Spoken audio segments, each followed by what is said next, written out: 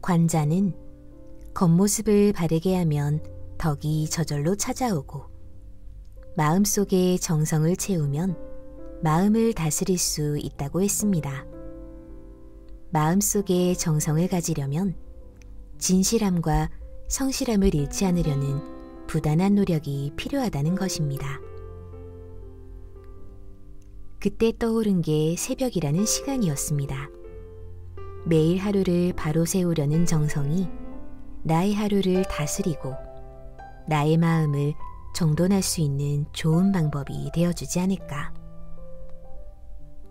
새벽은 그 누구의 도움도 없이 내가 나를 일으켜 세울 수 있는 믿음과 힘을 주었습니다. 그래서 오늘도 그 시간의 바탕 위에서 정성된 마음으로 하루를 시작합니다. 여러분들의 구독과 좋아요는 저에게 큰 힘이 됩니다. 귀 기울이면 마음이 행복해지는 시간. 안녕하세요. 빛나는 오늘을 듣다입니다. 여러분들은 하루 중에 얼마나 나를 위한 시간을 갖고 계신가요? 저자는 사방이 막혀 있다는 막막함이 들 때 새벽부터 혼자 고전을 공부하고 글을 쓰기 시작했습니다. 새벽마다 반복했던 짧은 공부가 나를 정리해줬고 고전을 읽으면서 삶에서 지나쳤던 것들에 대해 많은 생각을 해볼 기회를 가졌다고 말합니다. 오늘은 어른으로 성장하기 위한 작은 발판이 될 수 있는, 특히 새벽이라는 고요하고 깊은 여백의 시간에 하루를 새롭게 시작하고 더 나은 일상을 살아갈 나를 깨우는 고전에 담긴 지혜로운 이야기와 함께 할게요. 공자는 아는 것보다 좋아하는 것이 더 우선하고 좋아하는 것보다 즐기는 것이 더 유익하다고 했습니다. 알기만 하는 것보다 좋아하면 더 많은 것을 얻을 수 있고 즐기는 사람은 좋아하는 사람보다 더 잘 배울 수 있다는 말입니다. 그래서 뭐든지 즐길 수 있는 사람이 가장 행복한 삶을 살 수 있고 원하는 성과를 얻고 성공에 다가가기 쉽다고 합니다. 최고의 경지는 곧 즐기는 것이라는 이야기입니다.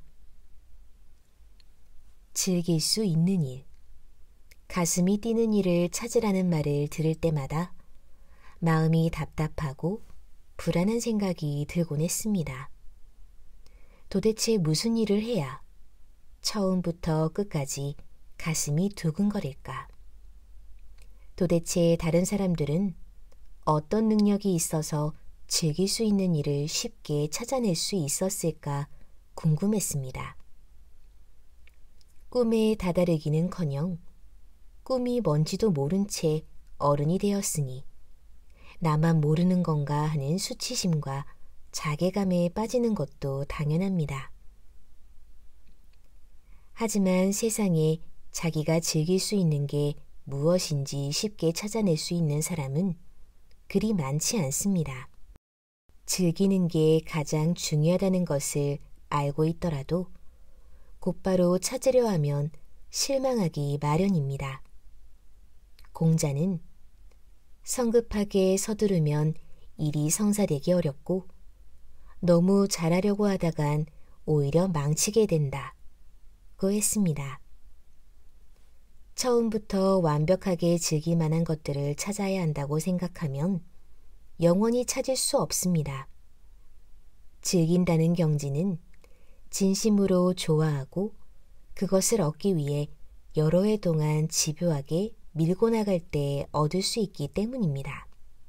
그래서 제대로 배우고 좋아하는 과정을 건너뛴 채 곧바로 즐길 수 있는 일을 찾기란 불가능에 가깝습니다. 물론 예외는 있기 마련입니다. 자신의 재능이 무엇인지 알고 있고 잘하면서도 즐길 수 있는 일을 쉽게 찾는 사람들도 드물게 있습니다.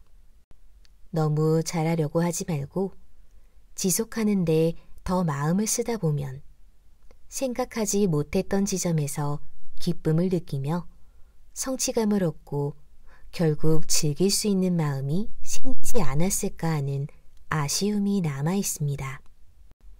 즐기는 것은 그 대상이 무엇이든지에 상관없이 오랜 시간을 견뎌내는 끈기에서 얻을 수 있습니다. 처음부터 마음속으로 묻고 또 묻는다고 해서 즐길 수 있는 것을 찾아낼 수는 없습니다.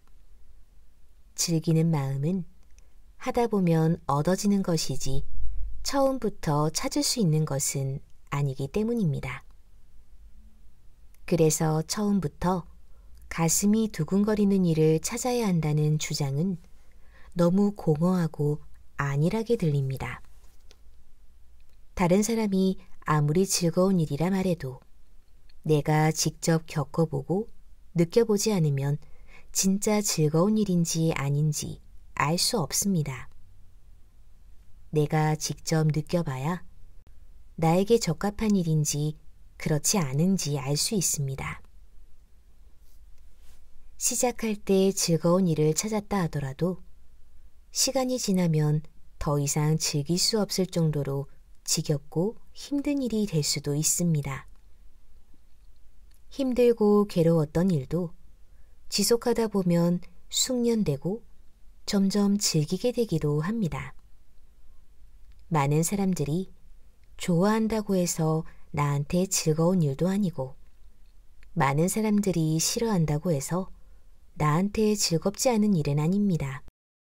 누가 봐도 사소하고 하잘것 없는 일인데 즐거운 일이 될 수도 있고 가치 있는 일이지만 오히려 불편하고 따분한 일이 될 수도 있습니다.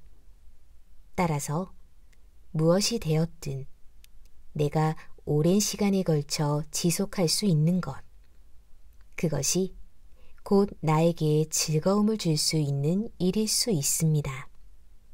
즐길 수 있는 삶이 가장 중요하다는 말은 처음부터 그런 일을 찾기 급급해야 한다는 의미가 아닙니다. 공자는 알기 위해 노력하고 좋아하게 되면 나중에는 즐길 수 있는 경지까지 오를 수 있다고 한 게 분명합니다. 정상에 올라서 멋진 풍광을 내려다볼 때 비로소 산을 즐길 수 있게 되는 것처럼 말입니다. 한 걸음이라도 걸어본 사람이 걷기에 대한 즐거움을 알 수 있는 것처럼 해보지도 않고 먼저 즐거움이 무엇인지 알 수 있는 사람은 거의 없습니다. 안자는 행동으로 하는 자는 성취하는 것이 있게 마련이고 걷는 자는 끝내 목적지에 닿기 마련이다 라고 했습니다. 마음을 얻고 행동이 이루어지는 것이 아니라 행동을 해야 즐길 수 있는 마음이 얻어집니다. 때로는 행동이 마음을 따라가게 하는 것이 아니라 마음이 행동을 따라가게 해야 합니다. 즐길 수 있는 것을 미리 찾지 못했다고 부끄러워한 것은 잘못된 생각이었습니다. 즐길 수 있는 일을 찾는 것보다 뭐든지 경험하고 배우는 것이 우선입니다. 알고자 노력하고 그 노력이 쌓이는 과정에서 작은 재미를 찾는다면 곧 즐거움으로 연결될 수 있습니다. 뭐든지 오랜 세월 이어온 것만큼 귀중한 것은 없습니다. 그리고 당장의 즐거움보다 어려움을 견디는 데서 오는 성취감과 기쁨이 더 크다는 것은 누구도 부정할 수 없는 사실입니다. 그래서 나는 경험과 배움이 결국 아는 것과 좋아하는 것을 넘어 즐거움이 될 것이라고 믿으면서 오늘도 같은 노력을 기울이기로 했습니다. 날씨가 좋은 날 하늘을 올려다봅니다. 눈을 떼지 않고 흘러가는 구름을 바라봅니다. 이 순간에는 아무런 생각도, 아무런 행동도 하지 않지만 구름을 통해서 한가로이 흘러가는 시간을 봅니다. 그러다 문득 나라는 존재가 이 세계에서 얼마나 미미하고 보잘것없는지를 깨닫고 놀랍니다. 나는 본래 그런 존재임에도 계속 그 사실을 잊은 채 쉴 틈 없이 바쁘게만 살고 있기 때문입니다.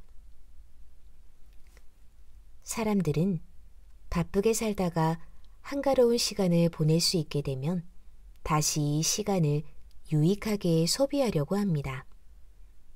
아무것도 하지 않고 시간을 흘려보내는 것보다 바쁘게 채워야 더 의미 있고 보람차다 여기는 것입니다. 무의는 말 그대로 하지 않는 것이고 보이지 않는 것이기 때문에 쉽사리 부끄러운 것이라 여기게 됩니다. 그러나 한가로운 삶은 많은 조야한 것에서 해방되어 온전한 나를 만나는 것을 의미합니다.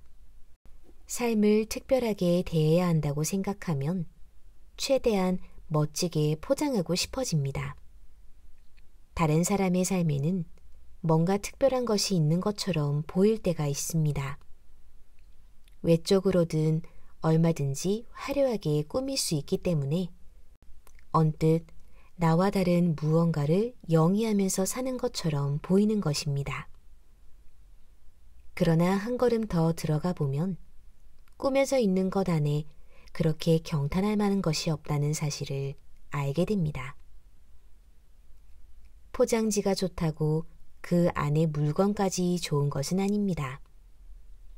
포장지가 너무 화려해서 오히려 그 안의 물건에 실망하는 경우처럼 삶의 의미를 부여하고 다채롭게 꾸밀수록 그 안에 특별한 것이 없다는데 실망하고 마는 것입니다. 한가로운 날이라는 것은 나쁜 일도 좋은 일도 없고 분명 이름을 붙일 수 없는 그냥 그런 날입니다. 그런데 하늘의 해와 구름이 흘러가는 것을 바라보는 것보다 경이로운 일이 있을까요? 평범한 것처럼 보이는 하루지만 그 일상 속에서도 이미 특별한 것을 경험하고 있는 것입니다. 아무것도 아닌 날을 흘려보내는 것은 권태와 게으름, 그 이상도 그 이하도 아니라고 생각할 수 있을까요?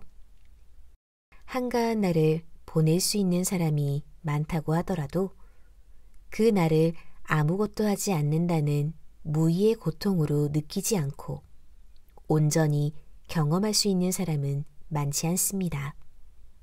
뭐든지 몸을 움직이며 열심히 해야 한다고 생각하는 사람은 시간이 생겨도 그것을 그대로 받아들이고 조용히 음미할 줄 모릅니다.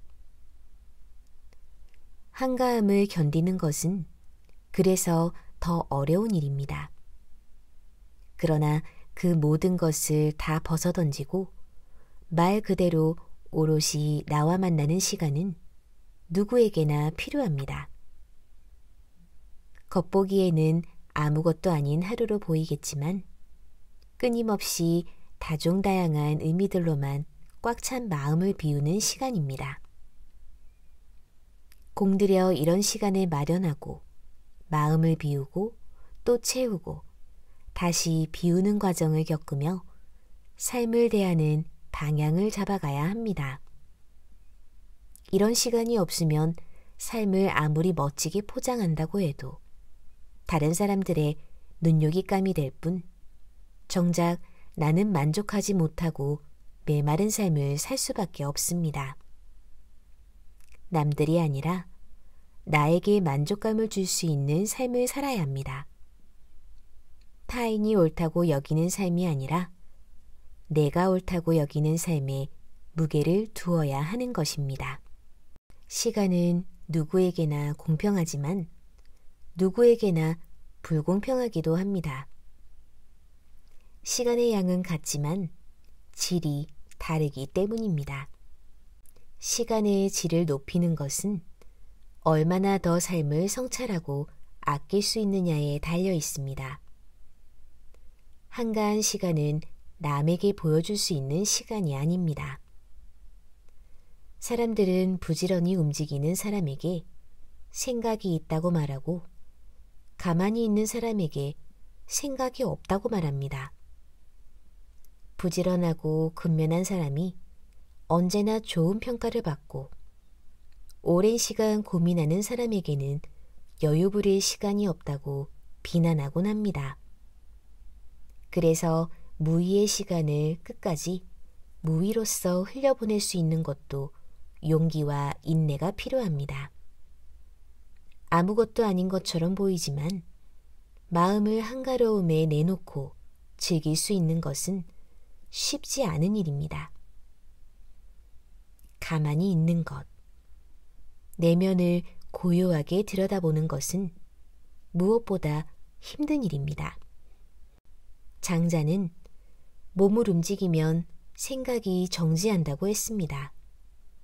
반대로 몸을 움직이지 않으면 생각이 많아지는 것을 앉아서 내달리기 라는 말로 표현합니다. 아무것도 하지 않는 한가한 시간일수록 사람은 더 많이 생각하고 더 많이 고민할 수밖에 없다는 것입니다. 나는 삶의 어려운 것들을 다 묻어두고 몸이 가는 대로 사는 것이 더 편하다고 느끼기도 했습니다.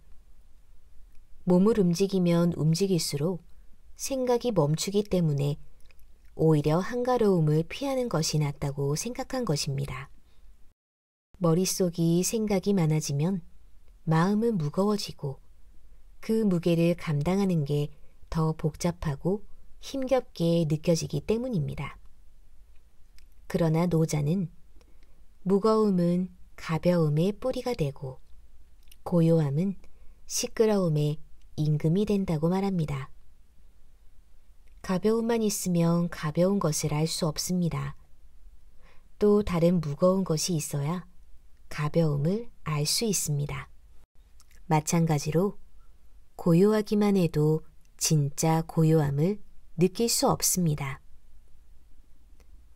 시끄러운 곳에 살다가 가끔은 고요한 곳에 가야 평안함을 느끼는 것입니다. 언제나 고요한 곳에 사는 사람에게 그 고요함이 좋은지 나쁜지 크게 와닿지 않는 이유입니다. 무의미함도 마찬가지입니다. 의미를 가지기 위해서는 의미가 없어 보이는 시간도 필요합니다.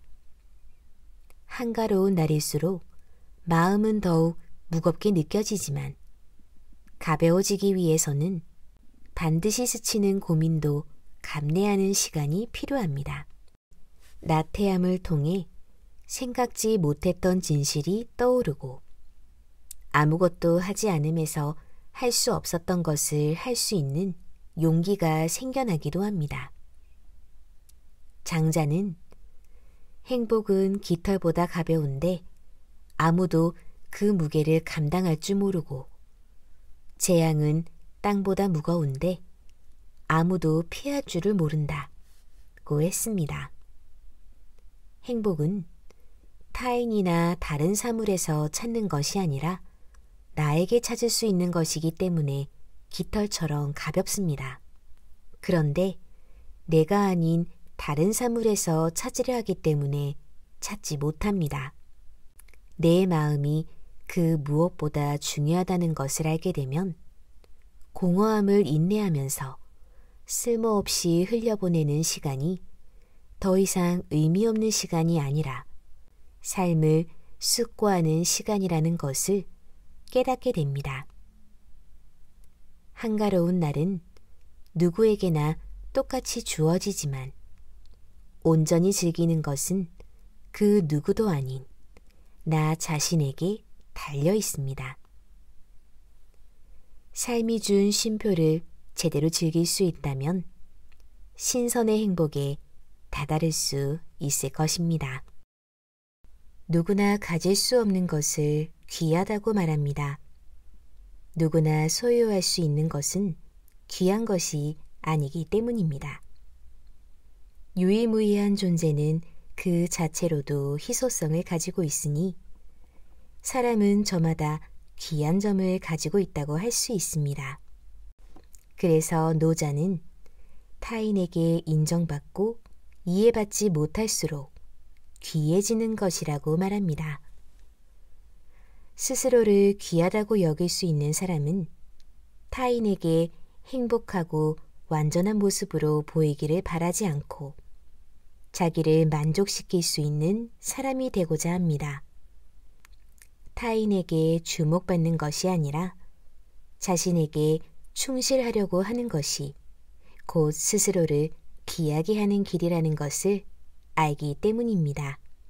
나는 언제부턴가 모든 것을 조용히 가슴속에 간직한 채 완성되기 전까지 아무에게도 알리지 않습니다. 내가 원하는 것이 무엇인지 알기 위해서는 나 자신에 대한 관심이 우선이기 때문입니다. 내 생각이 어떻게 전개되고 어떻게 마무리될지는 나 역시 끝을 내야 확인할 수 있습니다. 중간에 남과 공유하면 원래 가고자 했던 방향과는 정반대의 방향으로 갈 수도 있습니다. 처음 나의 의도를 잃지 않기 위해 마무리가 된 후에 평가를 받는 것이 그렇지 않은 경우보다 유익할 것입니다. 잘못된 결과를 얻게 되더라도 온전히 나의 책임이라고 생각할 수 있기 때문입니다. 내가 좋아하고 하고 싶은 것에 대해서 다른 사람의 지지가 필요 없다는 것을 알게 된 후 새로운 일을 시도하는 게 더 이상 두렵지 않게 되었습니다. 그 일에 관해 다른 사람과 대화할 일이 없으니 자연스럽게 그 누구도 나의 시작을 잘 알지 못하기 때문입니다. 마음이 바뀌면 언제든지 그만둘 수 있다고 생각하니 한 발 내딛는 게 쉬워졌습니다. 뭐든지 내가 판단하고 결정해야 한다는 것을 알게 된 이상 더 몰입하기도 쉽고 아니라는 생각이 들었을 때는 빠르게 포기할 수도 있었습니다. 나에게 타인의 관심과 인정은 방패막이가 아니라 언제든지 찌르고 아프게 할 수 있는 창과 같은 것이었습니다. 그 창이 사라진 이후에 나는 나만의 방패막이를 가진 것 같은 안온함을 느낍니다. 내가 결정하고 책임을 지는 것. 단순하지만 지키기 어려운 일이었습니다. 하지만 그 어떤 간섭 없이 내면에 귀를 기울이고 진심으로 원하는 것이 무엇인지를 물을 수 있게 된 지금의 삶은 무척 만족스럽습니다. 언제나 내가 주도하는 삶이 그렇지 않은 삶보다 만족스러운 것은 당연합니다. 혼자 걷는 것이 외롭기는 하지만 내 힘과 의지로 가는 길은 최소한 공허함을 남기지는 않을 것이기 때문입니다. 맹자는 귀하게 되고 싶은 것은 사람마다 공통된 마음이다. 그런데 사람은 누구나 자신의 몸에 귀한 것을 지니고 있는데 나만 그것을 생각하지 못할 뿐이다. 남이 귀하게 해준 것은 진실로 귀한 것이 아니다. 조맹이 귀하게 해준 것은 조맹이 천하다고 할 수 있다. 고 했습니다. 귀한 것은 남이 아니라 자신에게서 찾아야 한다는 뜻입니다. 남에게 나를 알아달라고 하는 것은 귀중하게 여기는 내 보석을 남에게 맡기고 소홀히 다루지는 않을까 전전긍긍하는 것과 다르지 않습니다. 자신의 소중한 보석을 남에게 맡기는 사람은 없습니다. 그리고 나에게 있어 나보다 소중하고 가치 있는 것은 없습니다. 오늘은 어른의 새벽이란 책과 함께 있는데요. 결혼과 출산, 육아로 바쁜 일상을 겪어온 저자가 잠시 멈추었던 동양고전 읽기를 다시 시작하며 새벽마다 정리한 성찰이 담겨 있습니다.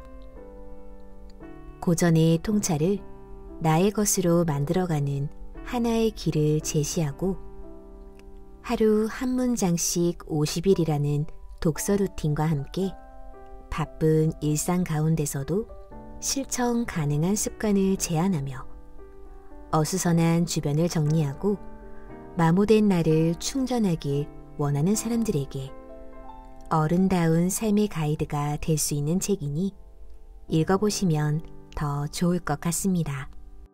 또 만나요.